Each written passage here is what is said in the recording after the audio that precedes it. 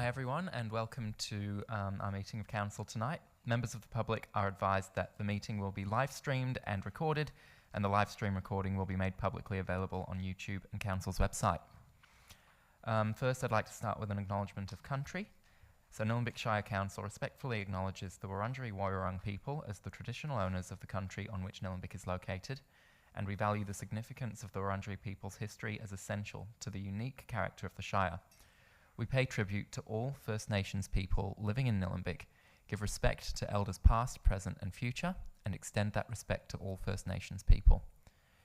We respect the enduring strength of the Wurundjeri Woiwurrung and acknowledge the ongoing impacts of past trauma and injustices from European invasion, massacres and genocide committed against First Nations people. We acknowledge that sovereignty was never ceded. Wurundjeri Woiwurrung people hold a deep and ongoing connection to this place. We value the distinctive place of our First Nations people in both Nillumbik and Australia's identity, from their cultural heritage and care of the land and waterways to their ongoing contributions in many fields, including academia, agriculture, art, economics, law, sport and politics. We'll move on to the Good Governance Pledge, which will be read by Councillor Perkins. Councillor Stockman, sorry. Thank you, Chair. As councillors, we are mindful of our civic responsibilities and obligations. We pledge to take them seriously and to carry them out with diligence and integrity. We know the decisions we take will affect the people and environment of Nillumbik now and in the future. We undertake, therefore, to make sound and principled decisions of lasting value in a spirit of fairness and for the good of all.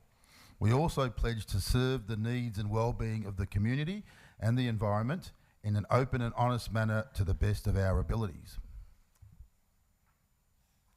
Thank you, Councillor Stockman. I'd now like to introduce Reverend Yumi Park from Eltham Montmorency Uniting Church.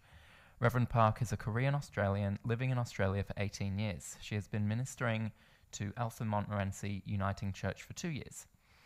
Eltham Montmorency Uniting Church is a community of faith seeking to follow Jesus and share God's love by caring and serving. Uniting Church's members are of all ages and abilities. The church's vision is to be a presence of Jesus in the community. They do this through their op shop and also by the hospitality and welcome that they offer to people who attend their activities. Members of the congregation are actively involved in local community groups such as Reconciliation, Oxfam, Refugee Support, CAVE and Amnesty International. And so I'd like to invite the Reverend to the stand. Let us pray. God of justice and love, we come to you today asking for your guidance, wisdom, and support as we begin this meeting. Help us engage in meaningful decision and fill us with your grace, Lord God, as we make decisions that might affect every person of this Shire. And continue to remind us that all that we do here today, all that we accomplish, is for an inclusive society.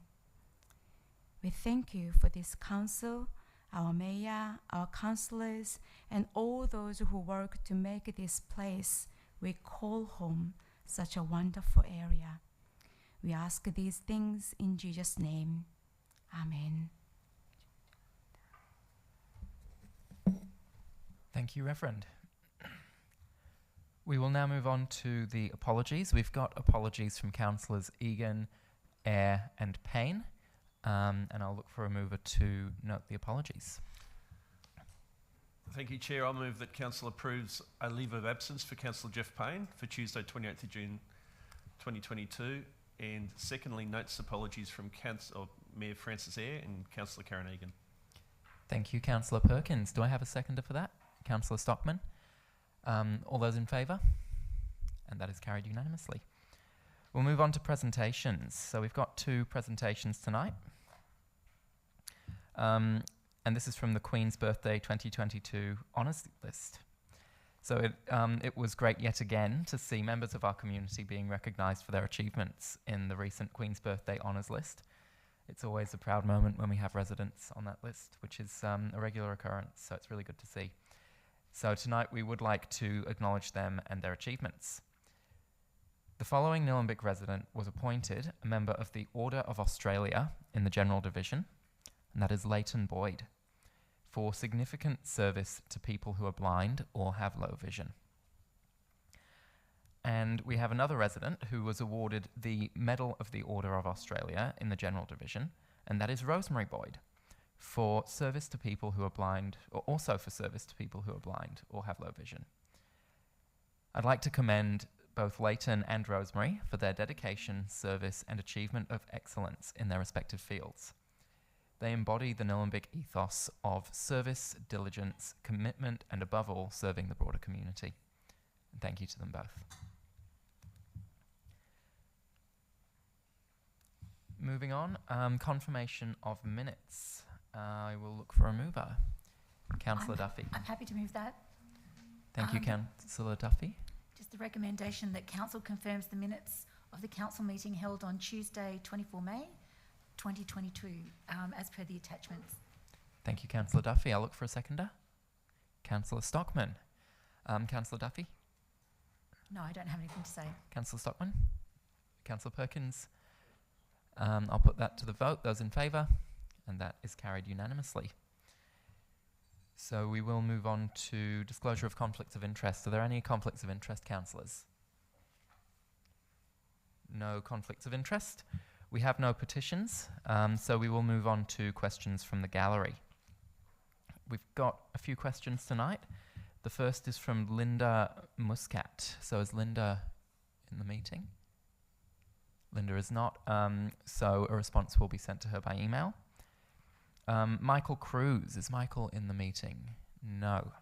Again, a response will be sent to Michael by email. We have two further questions which Council has been unable to provide a response to as yet, but we would like to give the community members the chance to read their questions out, and a response will be provided shortly. So first I will invite Alana Sharman to ask your question.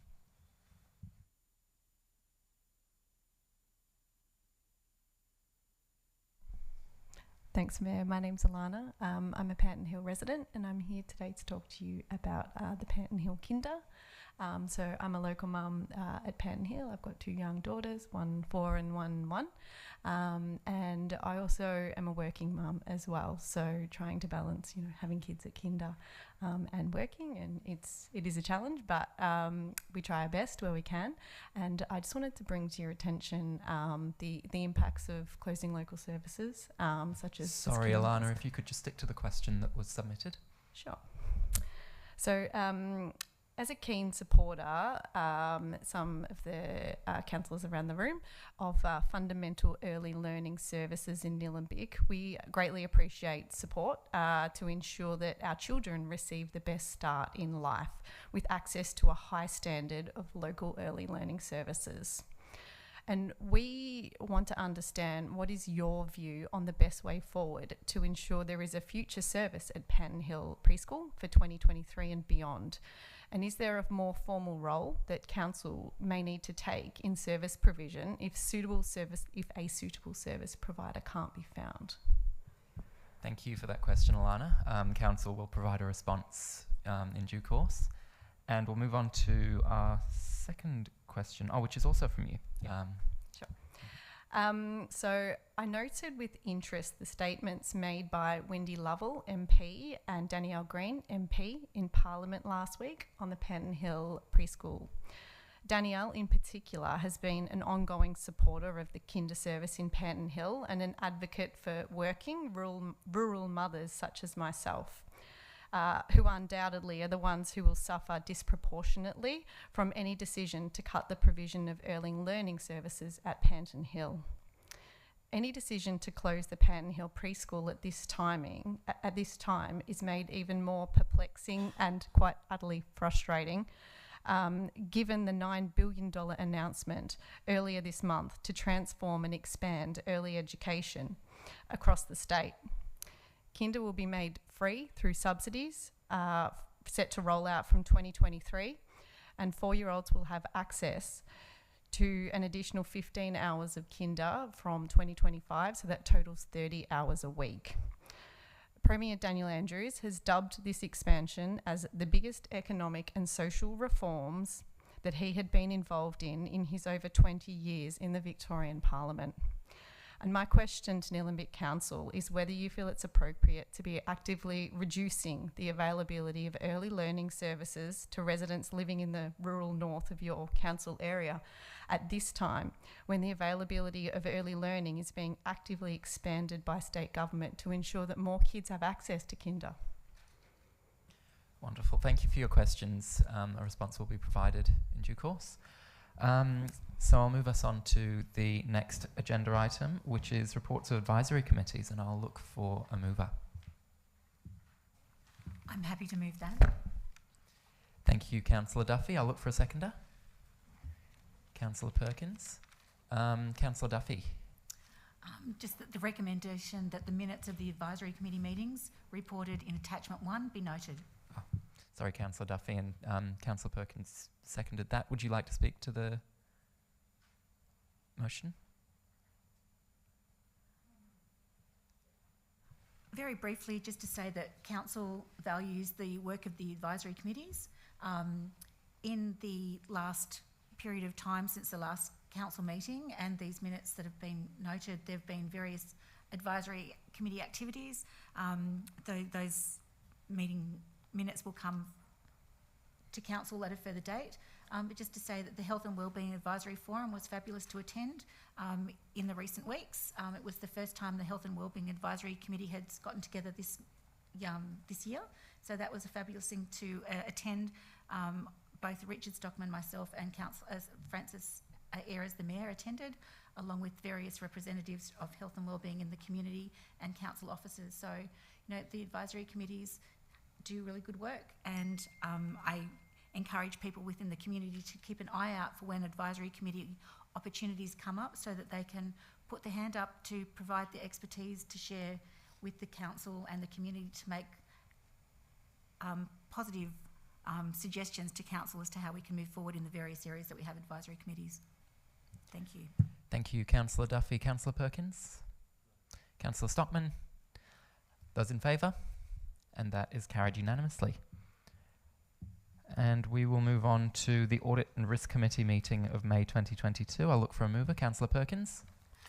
Thank you, Chair. I move that Council notes the minutes of the Audit and Risk Committee meeting held on the 31st of May 2022 as per attachment 1. Thank you, Councillor Perkins. I'll look for a seconder. Councillor Stockman. Councillor Perkins? Just briefly, I wasn't at this meeting, but it was attended by committee members, the internal auditor from Pitcher Partners, the external auditor from HLB Man Judd, as well as our CEO, CFO, our Mayor and Deputy Mayor, and through discussions with the CEO and CFO and Deputy Mayor. These minutes are a true and accurate reflection of what occurred at the meeting, so happy to move this motion. Thank you, Councillor Perkins. Councillor Stockman? Councillor Duffy? I'll just, if you wanted to speak to it, I'll put that to the vote. Those in favour? And that is carried unanimously. And we'll move on to the next agenda item, which is the adoption of the Recreation and Leisure Strategy 2022 to 2030. I'll look for a mover. Councillor Stockman. Thanks, Chair. I'd like to move the motion of the officer's recommendation that Council, having considered the submissions received, adopts the Recreation and Leisure Strategy 22 to 2030 as per the papers. Thank you, Councillor Stockman. And Councillor Perkins, you second that? Councillor Stockman?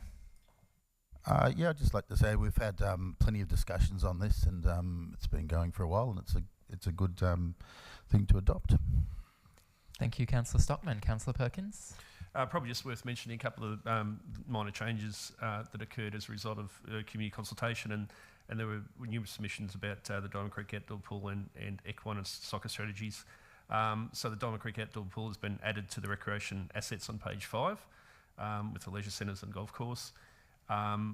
Page 16 includes equine and soccer strategies, and they've been added to the list of related council strategies. And there's been some formatting and grammatical errors throughout the document. Apart from that, it's essentially the same as what was went out to community consultation. Thank you. Thank you, Councillor Perkins. Councillor Duffy?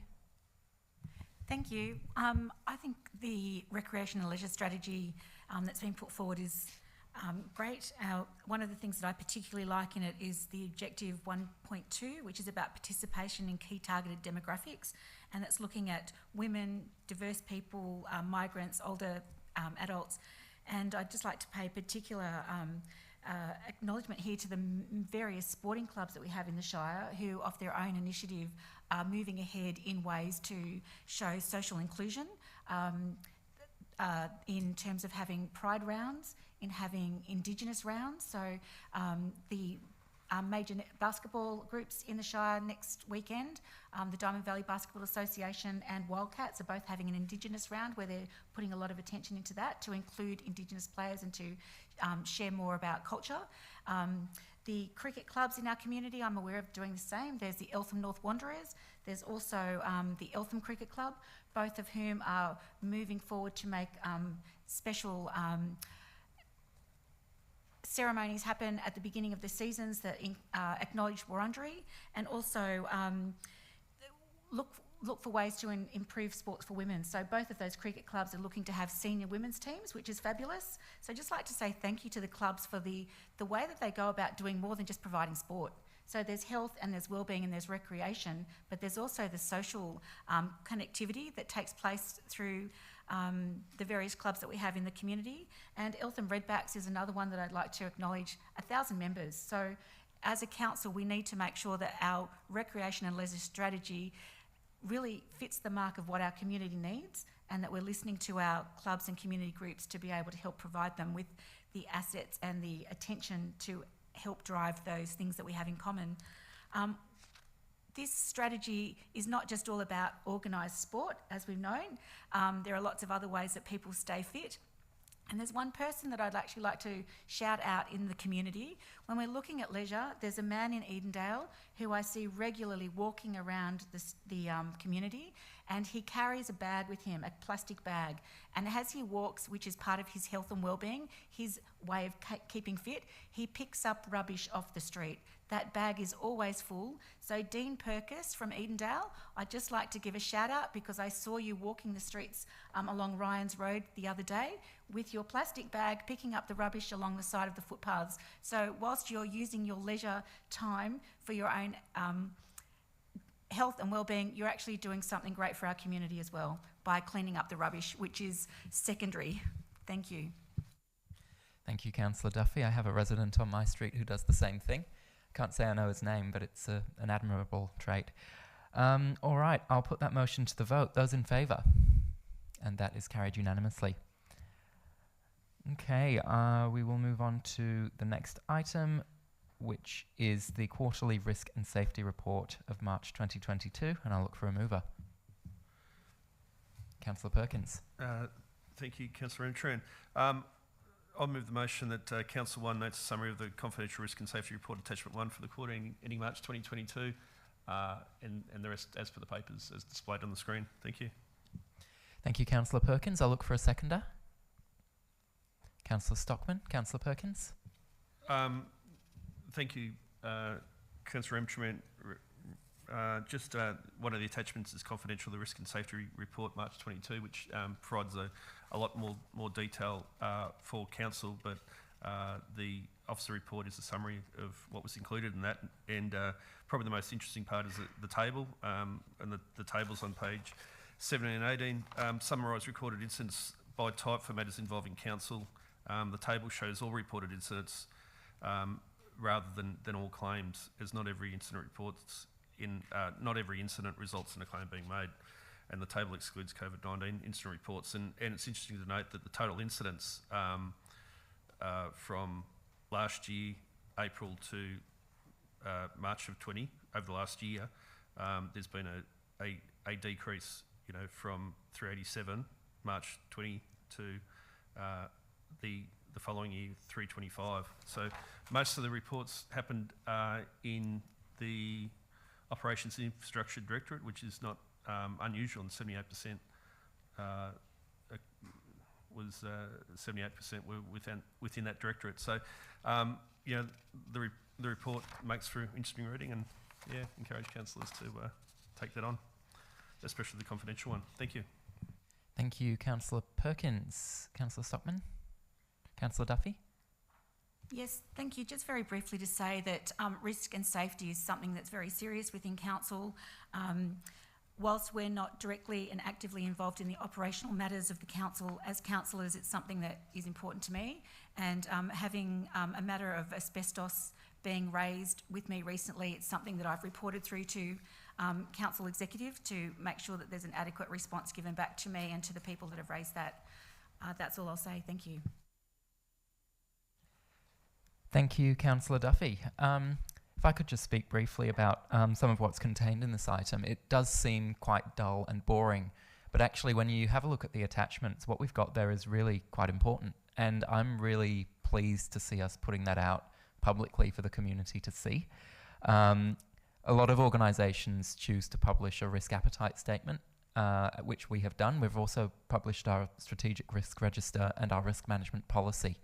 So looking at that risk appetite statement, there are some really important things in there, and I think certain members of the community would definitely be interested in having a read of that and seeing what our appetite is for certain risks.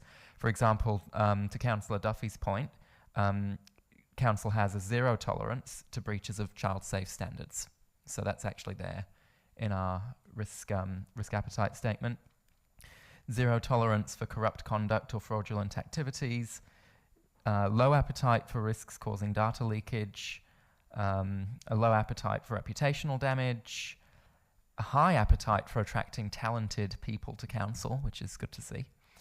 And we have a very low risk appetite for any risks that could stop us achieving our environmental objectives or do damage to the environment, and a whole range of other things in there as well. And we actually have a list of controls that are used to actually manage each of those risks, and that makes for really interesting reading as well, to see what council's planning to do to really control those risks and stop them from happening. For example, using planning controls and planning enforcement in order to protect us from environmental risks and protect the environment, because of course we have low tolerance for that, and certain other internal reviews and control mechanisms for the other types of risks as well. So it's really good that that's been put together. I'd like to thank the team for their work on that, and really thank officers for actually bringing this to a public meeting, making it available for members of the public to see, and that's real, true transparency. All right, I will put the motion to the vote. Those in favour? And that is carried unanimously. All right, we will move on to the next item, which is the Diamond Creek Community Infrastructure Master Plan Project, Phase A, Strategic Plan Draft for Exhibition. And I'll look for a mover. Councillor Perkins. Thanks, Councillor Entrant. I'll move that Council approves the draft Diamond Creek Community Infrastructure Strategic Plan as Attachment 1 for exhibition on Participate Nillumbik, commencing early July 2022 for a period of 4 weeks, subject to graphic/administrative refinements as required for the exhibition. Thank you, Councillor Perkins. And I'll look for a seconder. Councillor Duffy, Councillor Perkins. Look, I'd first just like to thank and congratulate officers who have been working very diligently on this matter for quite some months, and have involved myself and others. But I'm particularly pleased that I've been able to provide some input into this strategic plan. I think Andrew Feeney has led this project well, and certainly Lee, as his strategic planning lead, like to acknowledge and thank her as well as Rosa, the executive manager. You know, very briefly, and I'll probably take the 4 minutes here. What's proposed is, first of all, in 3 areas, I suppose. First is a new community hub, which is at the location of the existing Diamond Creek Community Centre.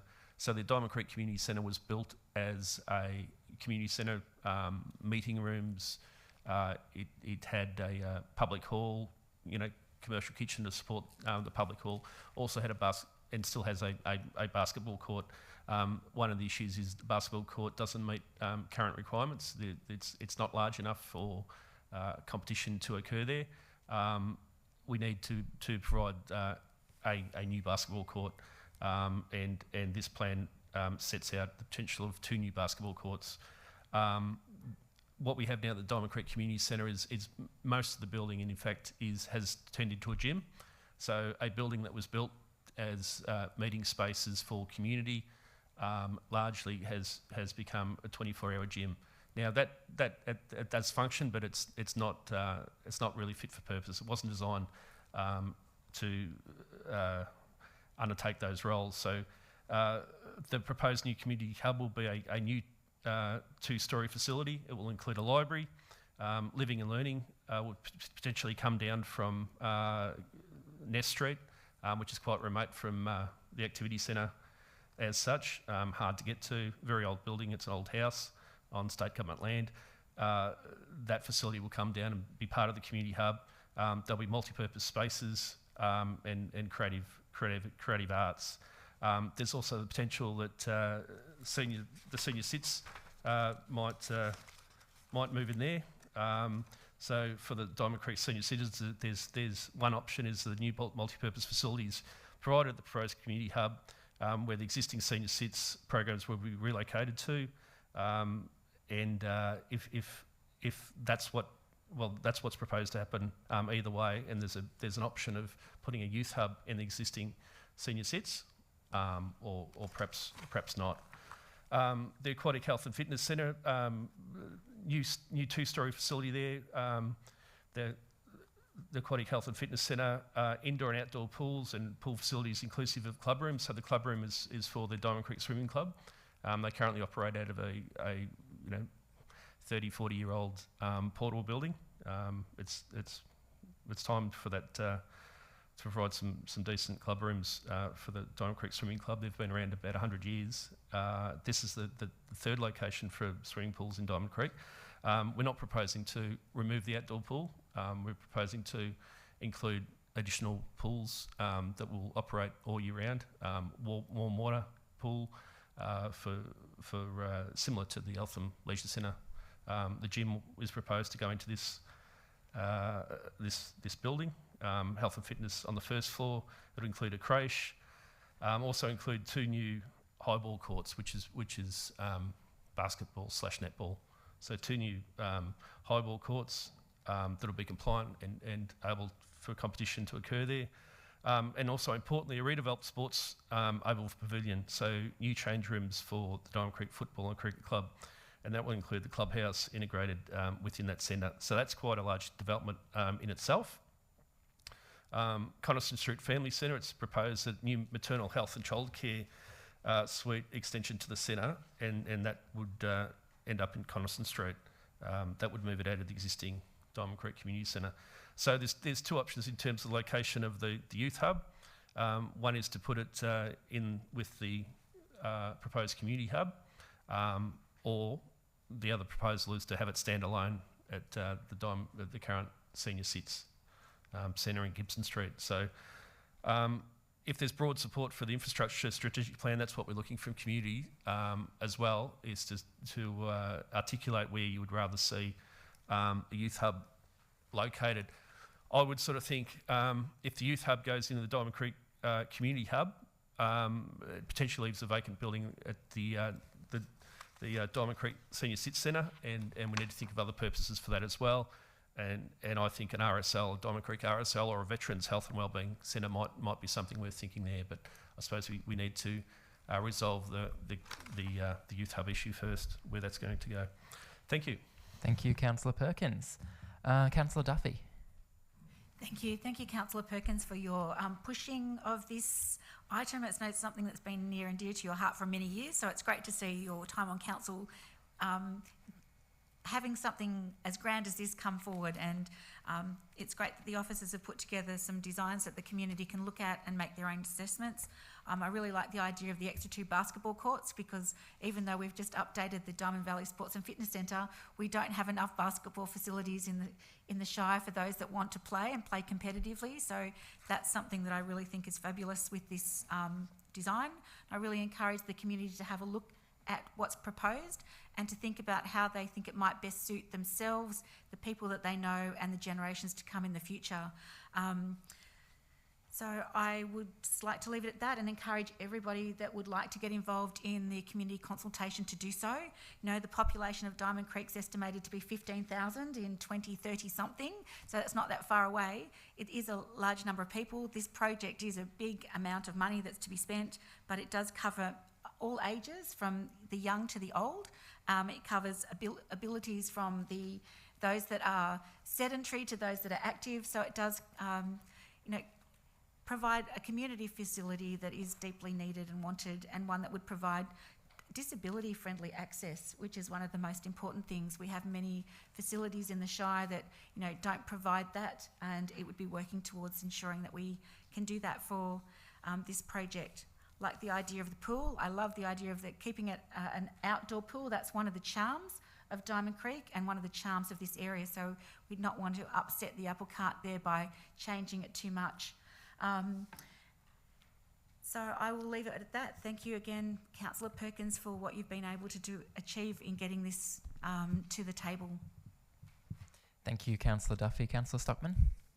Thanks, Chair. I'd like to say this is a great project, and I've been in the Shire for 9 years, and in my 9 years, this last couple of years have been the best for Diamond Creek. I do live in Diamond Creek, and prior to that I did feel that and Diamond Creek and Eltham are the two obviously biggest townships in the Shire and deserve that sort of attention. But I've felt there's been I've been actually on the other side of council and watching in a lot, and I've found that there's been a little bit of a divide between Eltham and Diamond Creek. Until now, I think we've got a really cohesive council, and I think this is brilliant, just bringing in this strategy, this master plan project, and I think well done to everyone.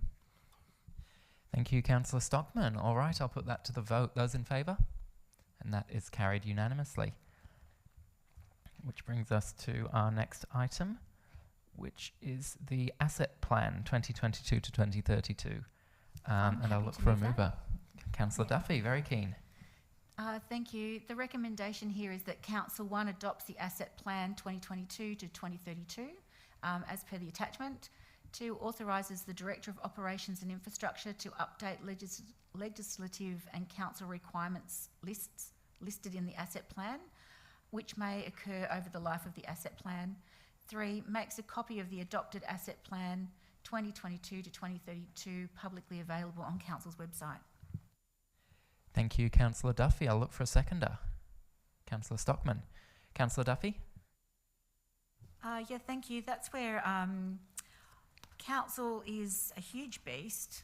I say that in that I'm glad I'm not the Director of Operations and Infrastructure, having to look at the asset plan and look at what is new, what is old, and where things fit in terms of making them all workable. It's an enormous job. So I think that having this asset plan is a great document for us to be able to see how these things fit together. And the thing that makes it very clear on page 7 of the asset plan is there's a little grid, and it talks about the assets being separated into buildings, drainage, open space and transport.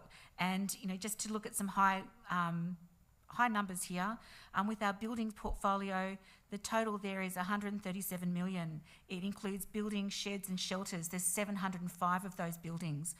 We've got open place networks, 95 playgrounds. All of these places need to be in top condition so that our risk and safety is not compromised, that the amenity and everything that's available to the community is top shape and as expected, and fits in with our requirements under health and safety, etc.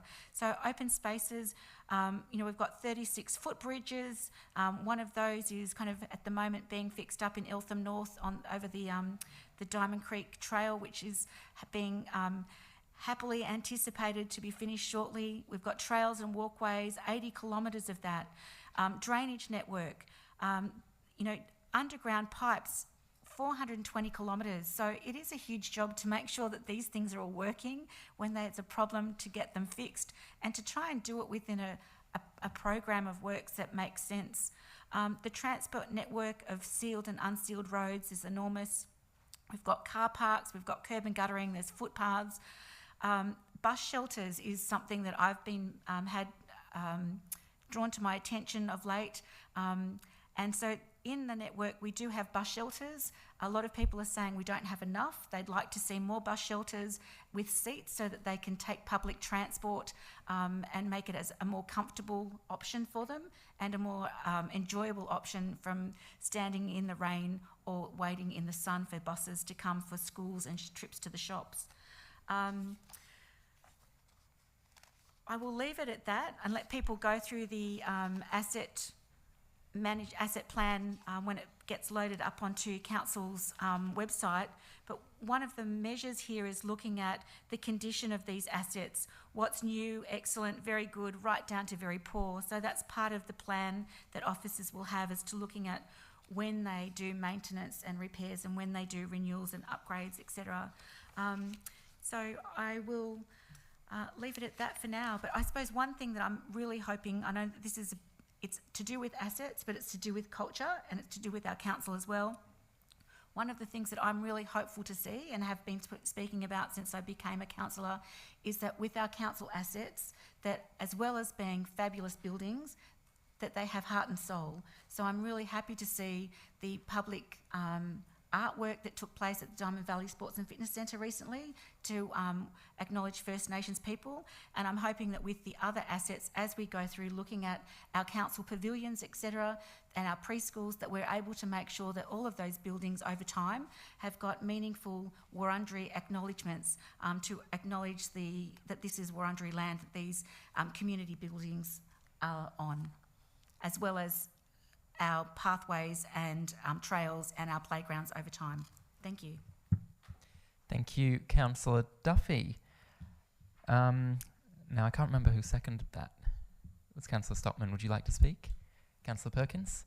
All right, I'll put the motion to the vote. Those in favour? And that is carried unanimously. The next item is the Bateson Road Special Charge Scheme in Wattle Glen, and I'll look for a mover. Councillor Stockman.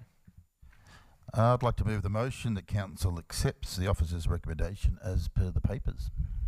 Thank you, Councillor Stockman. I'll look for a seconder. Councillor Perkins. Councillor Stockman. Yeah, I'd just like to say that the results indicated that only 1 of 4 property owners supported the development of the special charge scheme, and really with something like this you have to look at, there are going to be some people disappointed, however you've got to go with the numbers, that's all. Thank you, Councillor Stockman. Councillor Perkins. Councillor Duffy.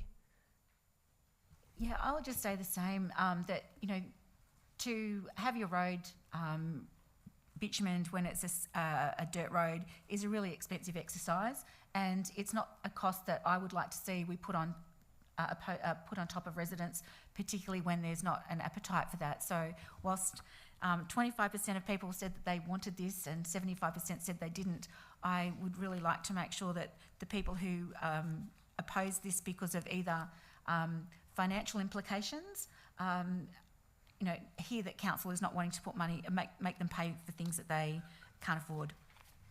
Thank you, Councillor Duffy. I'll put the motion to the vote. Those in favour? And that is carried unanimously, which brings us to the next item, which is the Clark Avenue Reduced Length Special Charge Scheme in Wattle Glen. And I'll look for a mover. Councillor Stockman. Yes, thanks, Chair. I'd also like to move the motion that Council accepts the officer's recommendation as per the papers. Thank you, Councillor Stockman. I'll look for a seconder. Councillor Duffy. Councillor Stockman. I'll just go on to that one, but I'll just like to say it was a similar, the results indicated 3 of 9 property owners supporting the development of the special charge scheme, so that was only 33%. And I would like to say too, while there are some people that are probably very disappointed, again, you have to go with the numbers. That's all you can do. Thank you, Councillor Stockman. Councillor Duffy. Yes, I'd just like to say as well that council, with our special rates charges, for those of the community who are not aware of this, it is a 60% requirement. So if there aren't 60% of the people in the area that's to receive the special charge of, like, say, for the upgrading of a road from being a dirt road to a sealed road, council won't move that forward. But if there is 60% of people that want this, it's something that we usually do. And I note that some of the people that choose not to have the roads sealed, some of them want to keep the roads the way they are because they like the amenity and they like the look and feel of country roads. That's one of the comments that I've received recently from people. But again, the other comment that I received was from people who are pensioners and they don't have the money to be able to afford the impost that would be put onto them. Thank you, Councillor Duffy. Councillor Perkins?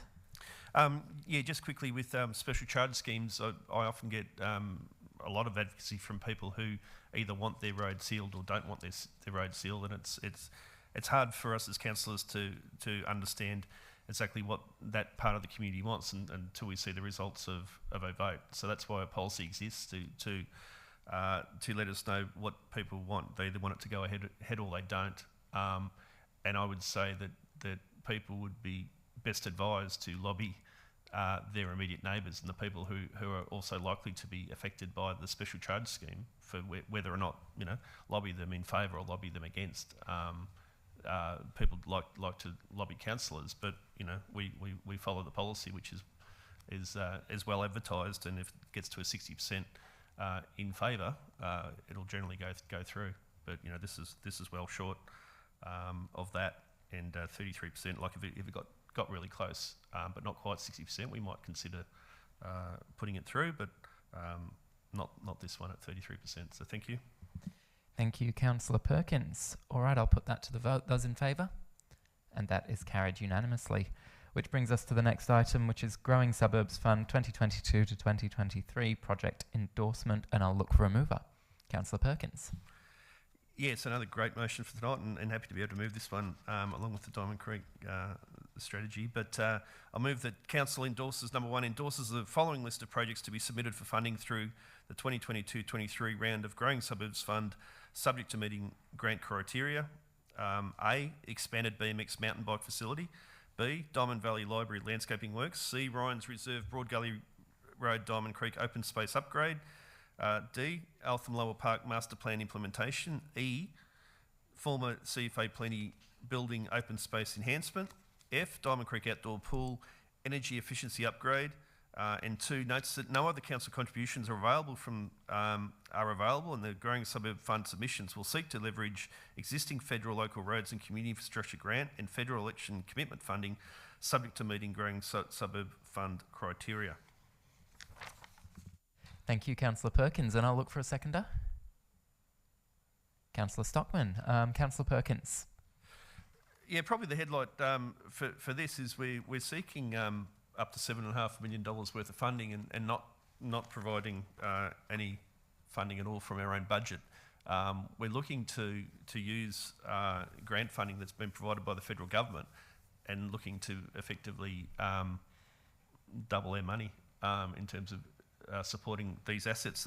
The first really important one, I think, is the BMX mountain bike facility, and this submission seeks to augment the current council proposal to construct a BMX facility to meet the growing needs for active recreation for the BMX and mountain bike enthusiasts. And the site under investigation, as we know, is at 145 Allendale Road. So we've currently got a budget at $650,000 that's been allocated by council, and that was money that came from the federal government through the local roads and community infrastructure grant. And we're looking to at least double that amount of money in terms of increasing the scope of the facility, and hopefully having at least a $1.3 million spend if the submission is successful. Similar story for Diamond Valley Library landscaping works. We've got a GSF submission of $450,000 there. The CFA Plenty building open space project. We're looking for $200,000 from GSF on that one, and that one I'll perhaps let Councillor Stockman talk that one a little bit more. The Diamond Creek outdoor pool energy efficiency upgrades. We had a $1.5 million Labor federal election commitment for the Diamond Creek outdoor pool, and we're looking to use that as leverage to further enhance the Diamond Creek outdoor pool in terms of energy efficiency upgrades. We're looking at replacing the old and inefficient gas heating plant that is also not in keeping with our climate action plan. We're looking to replace that with an electric water heating plant that is largely powered by solar panels.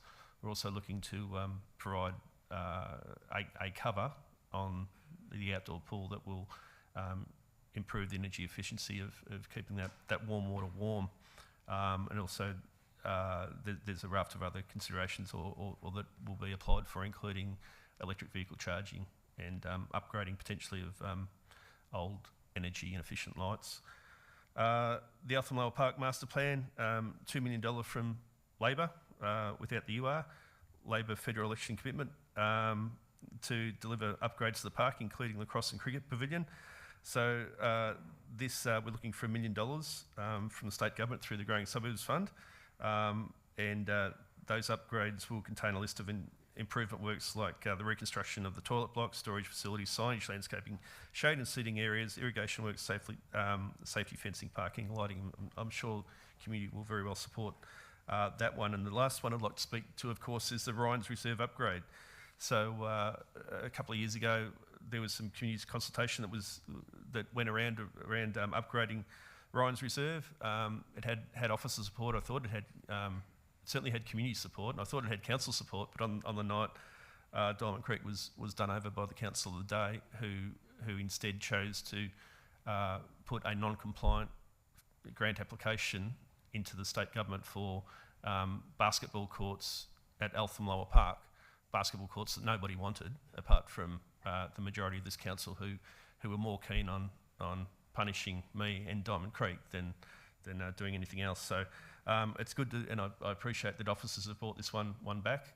This is one that certainly the community have been asking for as long as I've been on council. That's over 12 years now, and it's to reinvigorate the open space at Ryan's Reserve on Broad Gully Road. Works will include upgrades such as actually installing toilets. It's a very, very heavily utilised park, particularly for young kids' birthdays and celebrations. There are no toilets there. That's been a consistent theme for the whole time I've been in council, long before that toilets are desperately needed there. Improved barbecue shelter, landscaping, interconnect the paths, and a scooter loop. So the proposal is consistent with feedback from the community in 2019. The playground is listed in the lifetime play strategy. Implementation plan is requiring replacement. So upgrading the playground now will accelerate that program while the equipment still has some value. And the estimated cost of works there is $700,000. So I think that one is one that the community will be very, very happy to see come through if it does, as well as all the others. Thank you. Thank you, Councillor Perkins. Right on time. Councillor Stockman? Yes, thanks, Chair. I agree with Councillor Perkins, and I think that's a really good list put together, and considering our budget, it's a well thought out and well put together list. Point E about the CFA Plenty Building Open Space Enhancement. It's probably the cheapest one on there, I guess you'd say, for the Growing Suburbs Fund, but it means a lot to the community. We know the cafe or the general stores recently opened there, and it's been great for the community, and the space just next to it enhanced would be wonderful for the community. So while it's not a lot of money, it would actually mean a lot to the community. Thank you, Councillor Stockman. Councillor Duffy? Thank you. I'd like to just acknowledge the state government and having this Growing Suburbs Fund opportunity. We wouldn't be able to do this if the state government wasn't putting the money forward. This is something that's been going for a couple of years now, and I hope it does continue. The list is great. There are lots of people in the community saying, but hey, what about our project? What about our sports club? What about our interest? What about our preschool? It is very hard to work out what the priority is and who gets put onto the list to be able to get these grants at the times. I'm just mindful that, seeing that the great work is happening at the Ryan's Reserve, there are people in Diamond Creek near the David Hockney Reserve that the previous council tried to sell off, that have been lobbying me, asking when is council going to put the playground in the place at that reserve that was promised over 16 years ago when people started building their houses there. So they're after a barbecue, a half basketball court, a small playground, maybe a little fenced area. I'm hoping that at some point we might be able to find some money to be able to do that. I'm also mindful of the Eltham Tennis Club, who are very grateful because I think it was through the Growing Suburbs Fund that they were able to receive expansions into tennis courts and futsal facilities to be able to provide wheelchair access, disability-friendly playing courts. But as a tennis club, their club rooms are not disability friendly. So you can go and play wheelchair tennis, but you can't really go and use the facilities inside the clubhouse. So we need to look at what is it that we're doing and when are we doing it, so that we can kind of tie the shoelaces on the shoes that we put on here in the community. And there's, I suppose, another project that I'd like to raise that would be fabulous in the future to look at is Eltham North Wanderers Cricket Club and Eltham Redbacks have spoken to me about the need for change facilities and a community facility that could also work in with the Eltham North Primary School to be able to have change facilities at the Adventure Playground Oval. These things would enable them to expand their competition, to be compliant with other levels, provide facilities for the juniors particularly. And with Redbacks having 1,000 members, I know that they were very grateful that Council recently put them forward to receive a lighting grant, and Redbacks were putting through $100,000 of their own money to fund that if the government was to come forward with providing the funds on their site. Unfortunately, that wasn't accepted, and so it's back to the drawing board to look at how can we help our clubs and community groups and preschools, etc., with the assets that they've got to be able to bring them forward so that they are able to provide provide what the community needs. It is a juggle, and I do appreciate the work that officers have done to have these projects shovel ready so that we can apply for them. And doing a happy dance that we've got money that's come from various sources to be able to fund them, to do the dollar matching. So I hope that these projects, all of them, are successful, because how wonderful would that be to come back in a short while to say to all of these community groups that you've got what you want. Thank you, Councillor Duffy. All right, I'll put that motion to the vote. Those in favour? And that is carried unanimously. Which brings us to the next item, which is informal meetings of councillors' records. And I will look for a mover. Councillor Stockman.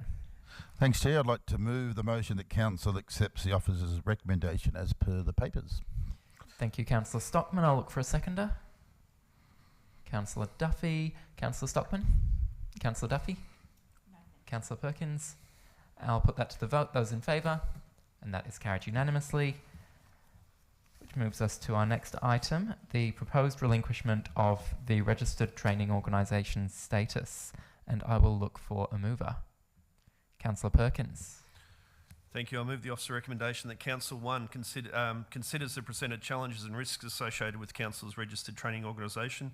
2, resolves to relinquish the registered training organisation licence, and 3, resolves that the budget considerations in attachment 4 remain confidential on the grounds specified in the definition of confidential information in section 3(1)A of the Local Government Act 2020.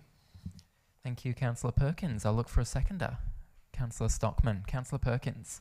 So just to quote briefly from the report, which I think is the best reference for this matter, the RDO is currently facing a number of challenges which are putting council at risk of being non-compliant against the vocational education and training quality framework. The challenges include insufficient staffing levels, transition of qualifications, which are really scope changes, compliance and audit considerations, sector challenges, early childhood in early childhood and aged care, recruiting and retaining trainers, recruiting and retaining students, and funding, of course. So the qualifications currently being offered through the RTO are Certificate 3 in individual support, Certificate 3 in diploma and early childhood, 2 first aid unit and 2 first aid units. They are CPR and first aid. So all these courses are regarded as high risk from an auditing and delivery perspective, as well as the assessment outcomes are highly regulated.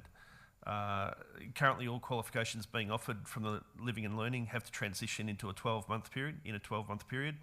Early childhood and first aid have been superseded, and individual support is awaiting final endorsement. Changes are significant and impact heavily on course duration, budget and student support required. An example there is the minimum placement hours for the Certificate 3 of early childhood and first aid was 120 hours and now is 180.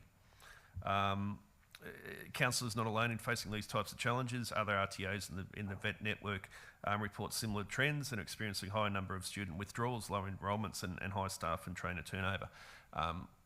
It is significant, I think, that we acknowledge that currently Nillumbik is the only council in Victoria that has an RTO status.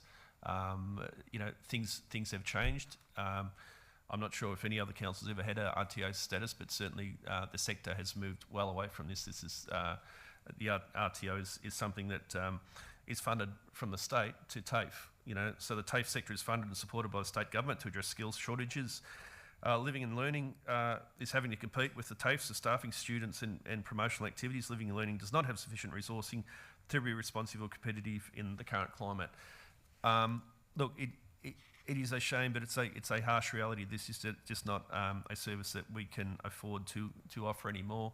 We lack staff, we lack students, we lack the resources to keep this going, and it is unfortunate, but it has been heading in this direction for quite a while, and I dare say COVID hasn't helped at all.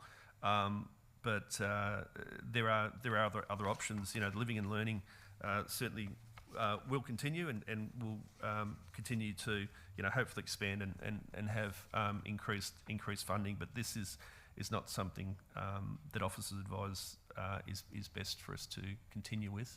I accept their advice and happy to move the officer recommendation and encourage all interested parties to read the report and the RTO frequently asked questions and considerations in attachment 1. Thank you.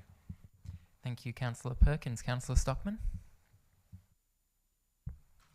Initially, I wasn't going to support this motion. However, I do agree with Councillor Perkins' motion, and I think if we look at our team, we've got a sensational team, and if you look at it from a hard perspective, it's a very hard thing to lose the RTO, but from all those points that Councillor Perkins pointed out, I believe we need to go down that path. Thank you, Councillor Stockman. Councillor Duffy? Thank you. I'll be voting against this tonight. For me, it's, I've been very proud of the RTO that the council has, and the fact that we are the one council of 79 in the state that has this facility has been something of pride for me. I know some of the trainers and they do a fabulous job. I know many of the graduates who have gone through the program and have received qualifications in aged care and in early childhood learning. Many of the people that work in our preschools in the Shire have been trained by council through this program. One of the things that has been, to me, a reason for why we should keep the RTO going is that, the very heart of this, the RTO looks to employ women in industries that are traditionally places of work for women, and these are low-paid jobs. Early childhood education is usually not paid well. Aged care is not paid well. These jobs are usually done by women, and these are giving women opportunities to work, and a council helping with that. I see it as a fundamental role of council to provide services to the community, and I think this is a service the community do value. I was wanting to put forward an alternate motion today to say that council defers this item and that we have it come back to us at the August meeting so that we could go out to the community and ask for community consultation as to what they would like us to do, hear their views on this, to know the compliance side and the problems that council faces there, and to know the training component. Unfortunately, it is not something that can fit within the timeframes for council, and I'm taking the officer recommendation that that's not something that we can do. So it's with a heavy heart that I say today goodbye to the registered training organisation, because we don't have an alternate motion to look at whether we will continue this or not. So when I look at the cost, the RTO does bring in money to the council, so it does put money in our coffers, and it's a shame that that money is not going to be coming in the future. And sometimes it is good to be the standalone, to be out there waving the flag. And, in terms of early childcare, aged care and first aid. I really did think that this was one of the fabulous things that the council did, and I'd like to again acknowledge the staff that have worked very hard in this area, and the trainers that work in this area, and congratulate all the people that have gone through the program. And I'm thinking we're going to have to change our video for our citizenship ceremony, because on that video, one of the newly arrived residents to the country who's taken up citizenship in our shire talks about going through the program and the joy that that gives her, and the employment that it created for her as a new citizen to Australia. So with that, I'll be just confirming that I'm voting against this today. Thank you, Councillor Duffy. Councillor Perkins, right of reply.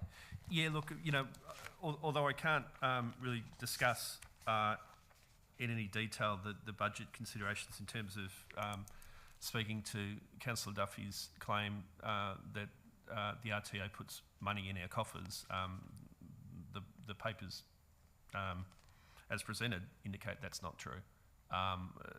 Whether we keep the RTO or we relinquish it, it runs at a loss, and the loss is double if we retain it. So you know it's a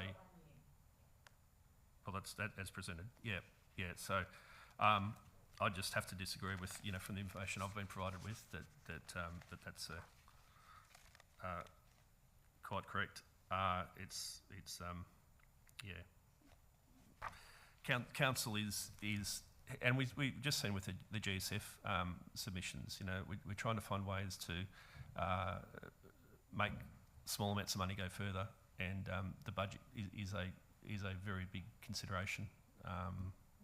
It's, you know, the whole COVID business hasn't been easy for any business, and in some ways council does have to try to provide best value for money for the ratepayers, and try to keep costs down where we can, and it's an unfortunate thing that it looks like we're going to lose the RTO status, but it's not like there aren't other options for people to take on those courses, and they don't have to go very far. So that's all I'll say. Thank you. Thank you, Councillor Perkins. All right, I'll put that to the vote. Those in favour? Those against? And that is carried. Am I able to ask for a division, please? A division? All right, those in favour? Councillor Perkins, Councillor Ramcher and Councillor Stockman, and those against? Councillor Duffy, and that is carried. All right, we will move on to the next item, which is the Arts and Cultural Advisory Committee membership endorsement, and I will look for a mover. Councillor Perkins. Thank you, Councillor Antran. I'll move the officer recommendation as per the papers. Thank you, Councillor Perkins. I'll look for a seconder. Councillor Duffy. Councillor Perkins. So the Arts and Culture Advisory Committee, which I'm a member of, and as a council representative, so is Councillor Duffy, and it provides a formal mechanism for council to consult with key stakeholders, seek specialist advice, and enable community participation and development implementation of the arts and culture of our arts and culture in the Shire. So council called for nominations for the 22-24 committee for 3 weeks during April of this year. All nominations received were assessed, and the purpose of this report is to seek endorsement for the recommended new members. So councillors were not part of that that process. That was existing members of the committee and officers. Council's endorsement is sought for an update to the proposed Arts and Cultural Advisory Committee terms of reference as per attachment 2. So happy to support those requests, and would like to endorse the 9 recommended applicants, and thank everyone who submitted expressions of interest, and also to endorse the update of the committee terms of reference as per attachment 2. Thank you. Thank you, Councillor Perkins. Councillor Duffy. Thank you. Yes, I'm part of the Arts and Cultural Advisory Committee with Councillor Perkins, and it's a great committee to be part of. I'm really wanting to echo your words to look forward to these new members coming onto the committee, and that this assessment has been done by council officers without council involvement or councillor involvement. The one thing that I am hoping to see happens is that if there are positions that become vacant, which sometimes does happen, that council will follow the current procedure that I'm told in place, which is they go through to the committee members that, the nominees who put forward their applications, so that would be the next person on the list would receive the next offer and so forth. So I'll leave that with officers to manage, and look forward to working with the community panel when everybody has our next meeting. Thank you, Councillor Duffy. Councillor Stockman? I'll put that to the vote. Those in favour? And that is carried unanimously. Our next item is the tender report. Chair, just wondering, do I read out the... do we make the... Thank you, Councillor Perkins, for reminding me. Councillor Perkins will now read out the names of the successful applicants. So the 9 successful applicants were Ali Spoor, Chloe Mann, Leanne Ibsen, Elsa Cheng, Rebecca Davies, Terry Waddle, Chris Cook, Mel Payne and Jean Versailles. So congratulations to all those 9 applicants who have been successful. Thank you, Councillor Perkins. And now we will move on to the next item, which is tender report for Bushland Reserves Conservation Management Services, and I will look for a mover. Councillor Duffy. Thank you. So the motion is that council the recommendation that council accepts the tender submitted by the preferred tenderer for the schedule of rates disclosed in attachment 1 and enter into the following contract number 2021 063. It's a tongue twister for me. The title is Bushland Reserves Conservation Management Services. The term of the contract is from the 1st of July of this year through to the 30th of June 2027, and there's an option to extend that up to the 30th of June 2029. The next point in this recommendation is that council authorises the Director of Operations and Infrastructure to finalise and execute the contract documentation, and authorises the Director of Operations and Infrastructure to approve the contract term extensions. Thank you, Councillor Duffy. There is another page. Some other parts here too as well. Authorises the Director of Operations and Infrastructure to approve changes to operational requirements throughout the term of the contract. And lastly, advises all tenderers accordingly. And 2 more points, Councillor Duffy. 2 more points, sorry, over the page. Makes public the decision regarding this contract, but the tender 2021/063 evaluation report, which is the attachment 1, remains confidential on the grounds specified in the definition of confidential information in the relevant section of the Act. And lastly, that council resolves that the preferred tenderer be named. Thank you, Councillor Duffy. I'll look for a seconder. Thank you, Councillor Perkins. Councillor Duffy. Thank you, Chair. So we love our outdoor bushland reserves as people of Nillumbik. They're much loved, they're valued places, they require update. There are various things that need to happen on our reserves to keep them safe from fire, to ensure that they're safe from weeds. This contract is to provide environmental work services. It replaces the previous contract, and it's to support council's operational requirements for bushland reserves. One of the things that's most important to me that I've had assurance from the council officers is that in looking after our bushland reserves, that council is very mindful of the way we do this with the Wurundjeri as the traditional owners of the land of Nillumbik. The Wurundjeri have a land management team called the NARIP team, and in awarding this contract with the various elements of looking at the bushland reserves and protecting the threatened species that are here, looking at the biodiversity, looking at the effects of climate change, there are a number of factors that have come into this decision, and looking at who is capable of being able to provide the services that a contract of this nature requires. And with the Wurundjeri, I'm particularly interested to make sure that they have an option, or almost a first option, to be able to say the land that they would like to be able to tend to for cultural land management purposes. And I've been advised that that's the case, that council has gone out to the Wurundjeri through the NARUP team to say, where would you like to work? And we will work with you to see if we can make that happen in partnership with the tenderer that is appointed today. So I think that that's probably all I'd like to say. People are able to go through and read the report and the various points of discussion that have been put forward by officers there. So really it's making sure that we manage the land appropriately so that it's looked after today and it's looked after for generations to come. This is quite a long contract in terms of its time frame, and I hope that the partnership between council and the tenderer and the Wurundjeri works in a very successful way, and I look forward to hearing updates on that.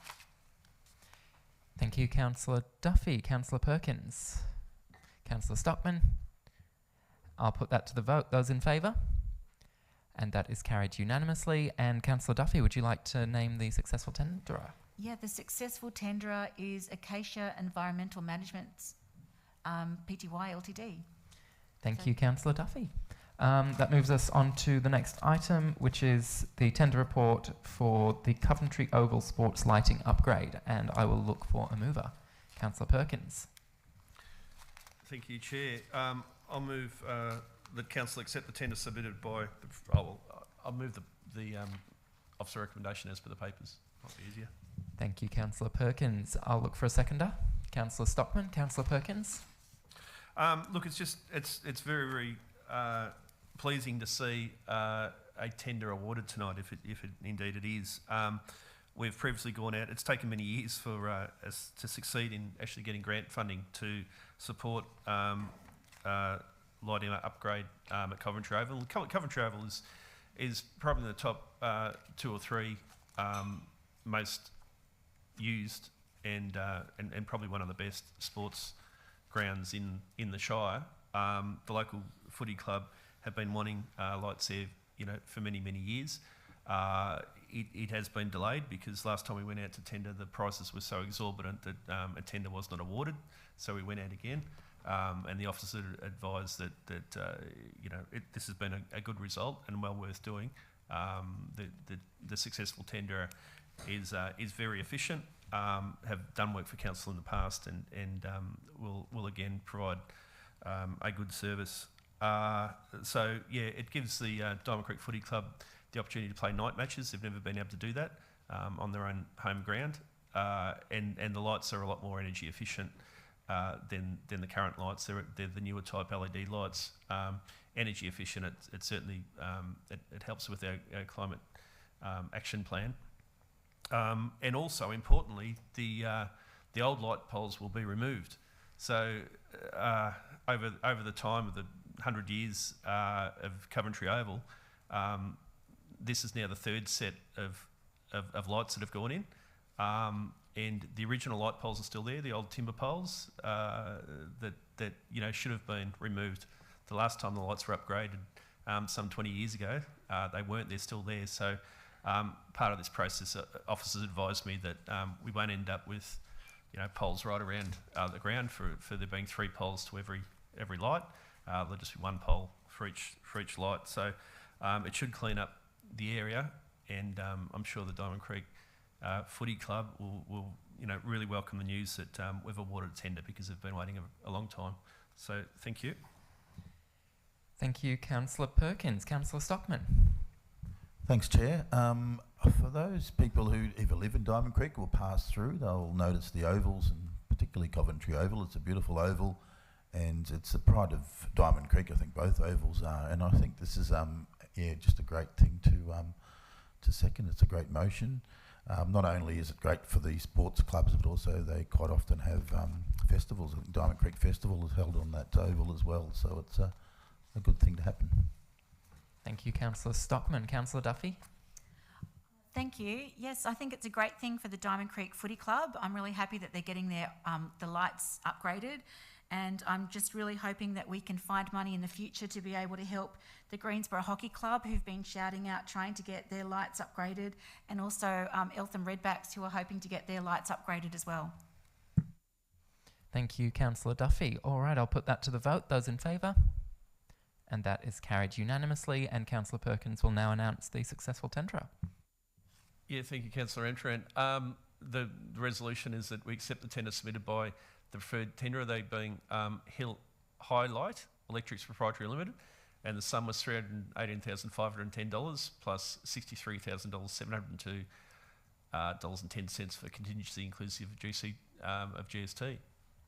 And the other details are on as per the papers. But yeah, congratulations, Highlight Electrics Proprietary Limited. Thank you, Councillor Perkins. That moves us on to the next item. We have a notice of motion from Councillor Duffy. So Councillor Duffy, would you like to move that?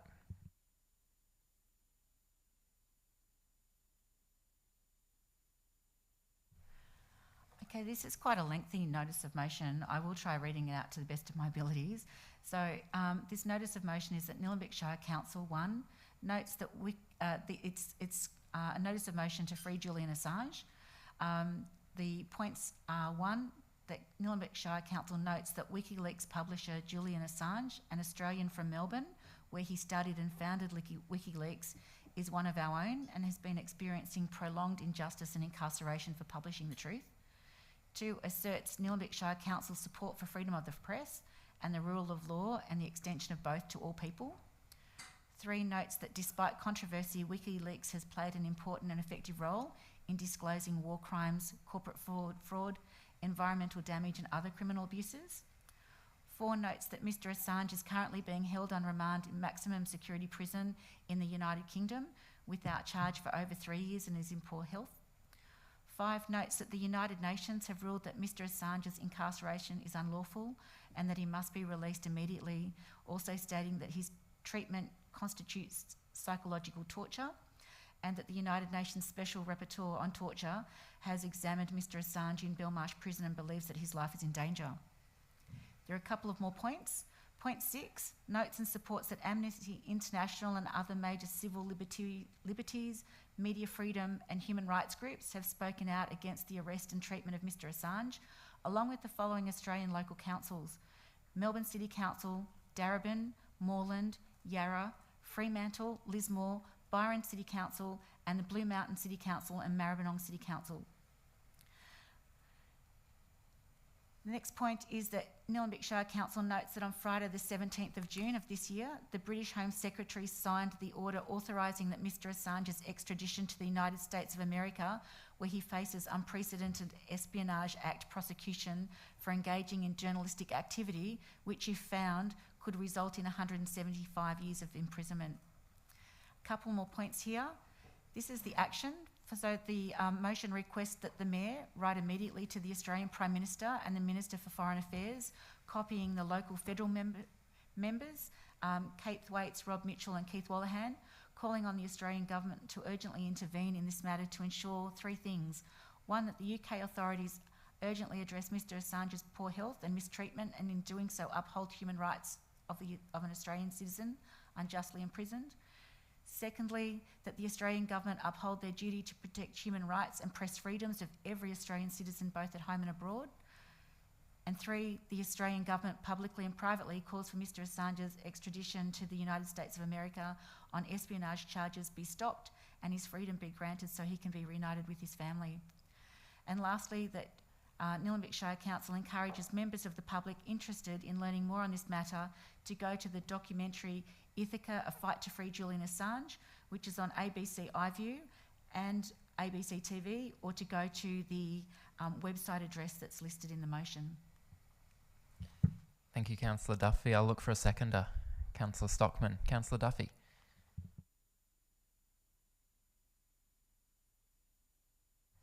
Thank you. This might seem strange that I'm putting this notice of motion forward when we're a local council, and this is something that is kind of a global issue for a man that is being imprisoned a long way away. Just to put context to this, it's something that I committed to when I was running for council.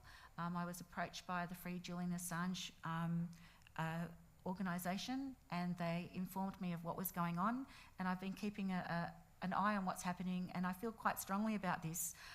Julian Assange, he's a journalist, a publisher, and the founder of WikiLeaks. WikiLeaks is a site created for whistleblowers to safely leak information of wrongdoing. One of the most famous leaks was released in 2010. It was labelled Collateral Murder.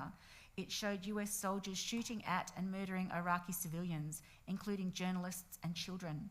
Since 2010, when WikiLeaks started publishing evidence of war crimes and torture committed by US forces, there's been a sustained and concerted effort by several states to extradite him to the United States for prosecution. There are lots of people who have publicly gone on the record, very impressive global leaders who are calling for this. So we are not alone, and there are a number of Australian councils, as you will see, who have put forward saying we stand with Julian Assange and ask for this too. What is essentially at the heart of this is the truth and the right to freedom of information through a press that is not impeded by governments. And so that's why I think this is important to Nillumbik. It's important for us to be on the right side of history with this. And it's important that if we have a local paper or if we have Australian papers, that we know that what's being printed is correct and that we know that things are not being withheld from us. We also have the right to make sure that people are treated in accordance to the human rights conventions that our country has signed up to. So whilst this does sound quite a bizarre thing to be putting a notice of motion forward to many people in our shire because they're saying, where is this relevant? How is it relevant to me? It is very relevant. It's relevant to everybody. So, you know, I'd like to see that international governments, at an international level, all governments are trying to ensure that the truth is paramount. And that here in Australia, our Australian government at a federal level, our state governments, and even here at a local council level, that transparency is important. The ensuring that the truth is heard is important, and knowing that people are treated with justice. This gets back to just being good human beings at the lowest level, but at the highest level, it's much more about the way we want our world to be and the type of world that we want to live in. I think that's all I need to say. It is a long, lengthy notice of motion, but I think all of those points needed to be stated because it's not something that everybody would be familiar with. Thank you, Councillor Duffy. Councillor Stockman? Yeah, it's a little bit of a shame that the Mayor's not here today, and thank you, Councillor Ramshay, doing a great job today. But because it's not going to be much of an impact on the budget, but certainly the Mayor would have to send that letter off, which is what Councillor Duffy wants to have happen. I too, when I was running for council, I got numerous emails and it was pretty hard to avoid them. They just kept coming in. So some people were very passionate about this. And after a while, Julian Assange, the name just faded away somewhere. I just heard it as a bit of noise. But then I did actually watch the video, and 175 years seems like a lot of time, and because it's not a huge budget or imposition for us to send something away, I think it's something that certainly I'll back Councillor Duffy on. Thank you, Councillor Stockman. Councillor Perkins? Thank you, Councillor Amsterdam. Look, I won't be supporting this motion. While I acknowledge and support Councillor Duffy's right to put such a motion up, I do not believe that it's appropriate for Council to support the motion. Indeed, it is not the business of council. I don't think this is not why I was elected to take on international law issues. This is a matter for the federal government. The process where candidates, when you're seeking election for council, get approached and bombarded from all sides and many different groups, just trying to wedge councillors into making, or prospective councillors into making, some sort of commitment. On the hope that if they get in council, they'll then be forced to honour that commitment. I don't think that's an appropriate way for us to behave as a council. I don't think it's appropriate that's how people get elected, by making promises and then being held to that promise later on. And I think about the email that came from the Assange campaign on the 3rd of October. 2020, when we were during the election period, and we're all campaigning for election or re-election. Dear candidate for the Nillumbik Shire Council, there were 79 candidates. I was one of them. So no doubt all 79 candidates would have received the same flurry of emails. We are Australians for Assange Campaign. From the official Australian campaign group, we represent many thousands of Australians and have collected over 500,000 signatures in a petition tabled in the federal parliament to free Julian Assange. It goes on, but it essentially, we would like to ask your willingness to initiate and support a motion for the release of Julian Assange in your council similar to that of the City of Melbourne. If you are able to pledge to move this motion, our team will immediately communicate this to our members to assist them in voting in the upcoming election. We can also assist you in the future by providing further information to formulate a similar motion. So I saw that as essentially as a bit of a bribe, and I've never taken a bribe. I've never sought to win favour with anyone when trying to get re-elected. You know, I don't have runners running to support me. I do the very best job that I can do on council to represent my constituents, and if that's not enough, I leave council. I certainly won't be funnelled in or painted into a corner by the Assange campaign or any other campaign around election time. I've never heard from the Assange campaign since. They did again write us an email only a few days ago. They've obviously heard that there's a notice of motion, but you know, this approach, and it's not just the Assange campaign that have taken on this approach. There's many other groups that try to do this around election times. I've not had one resident from Diamond Creek, or not even one resident from Nillumbik who has ever advocated or apart from Natalie Duffy, indicated to me that this is a worthy motion, so I can't support it. Thank you, Councillor Perkins. Councillor Duffy, you will have your right of reply, but first I will also speak to it. I was actually reading the governance rule earlier today, and it says here that the chairperson ought to stand up when speaking for or against a motion. So I will follow those rules and hold the microphone over here. Look, I fully support the Free Julian Assange campaign and what it's trying to achieve, and I really do hope that the UK government makes the right decision, which is why I've thought long and hard about how to vote on this particular motion. I am concerned that the motion is not going to achieve the desired outcome that we're going for. And I really do commend Councillor Duffy for everything she does to fight for these causes, because it is so important. But as a council, lobbying the Australian government to then lobby the UK government to, you know, not extradite a citizen to the US, it's such a roundabout thing. We're a small council, limited resources, and from an advocacy point of view, there are certain issues that we really need to be advocating on to our community. And we have to maintain those relationships with MPs, so we have to prioritise what we're asking them to do. And I just don't have any faith that this motion will go further than the MPs' inboxes. It is a real shame. I fully commend Councillor Duffy for putting it up. I think it's a really important campaign, but it's not something that I can support, and it's something that I have thought long and hard about, because again, it's an issue that I really care about, and I really agree with Councillor Duffy that he ought to be freed and reunited with his family. I just don't know if this is the way to go about it. Thank you. Looks like I can resume my seat, and Councillor Duffy, I'll pass to you for a right of reply. Yes, thank you. I suppose my comment to this is that for me this is not about bribes. I do think that it is important for local government, we're grassroots, we're the closest to the people, for us to be able to be the voice to the next levels of government for the people that we represent. I have had people contact me about this, and I've had people since the agenda was published congratulate me and thank me for doing this, that are not part of the Julian Assange campaign, they're part of our local community. So for me, I do think this is very important. I am glad that Julian is not a member of my family, because if he was my brother, my goodness, I'd be doing a lot more than just writing to the Prime Minister of the country. I think it's a great shame that there are people in the country who don't think that this is an important matter. Freedom of the press, I think, is essential.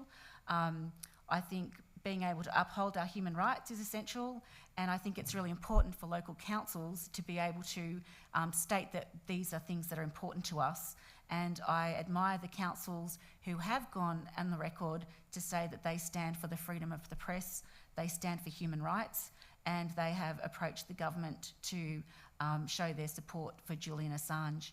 I hope that today we might find that Nillumbik Shire Council joins that list of 9 other Australian councils and all of the other organisations across the world who are looking at this situation. And I really do encourage people to have a look at the movie. It might change your mind and you might see the situation from a human perspective rather than this being one of those things that's been in the news for a long time and you kind of just tune off. So I'll leave it with that, and I will be able to go to bed tonight with my head on my pillow, knowing that I have done something in my capacity as a councillor to be on the right side of history with this. And in a private perspective, this is more than just a pledge from when I became a councillor, watching what's happening and watching the movie and knowing that this man is going to be facing 175 years of jail when the person who provided the information has been... Councillor Duffy, that's time. I understand. I'll finish on this one sentence. When the person who provided the information to WikiLeaks has been pardoned by the US government, it just indicates to me the injustice that the person whose platform was used to publish this is still up for charge. Councillor Duffy. So thank you. All right, I'll put the motion to the vote. Those in favour and those against? The vote is tied, and with the casting vote, I will vote against, and that motion is defeated. And I'm just hoping we can have a division, please. Division was called. Those in favour? Councillor Duffy and Councillor Stockman. Those against? Councillor Perkins and Councillor Ramcharan, and with the casting vote, I vote against the item, and that motion is defeated. We will move on to the next item. Delegates' reports. There are none. There is no supplementary or urgent business. We do have one confidential report, so I'll just look for a motion to go into confidential. Councillor Perkins. Thank you, Councillor Antran. I move that in accordance with Section 66-2 of the Local Government Act 2020, Council resolves to close the meeting to members of the public to consider confidential items. Thank you, Councillor Perkins. I'll look for a seconder.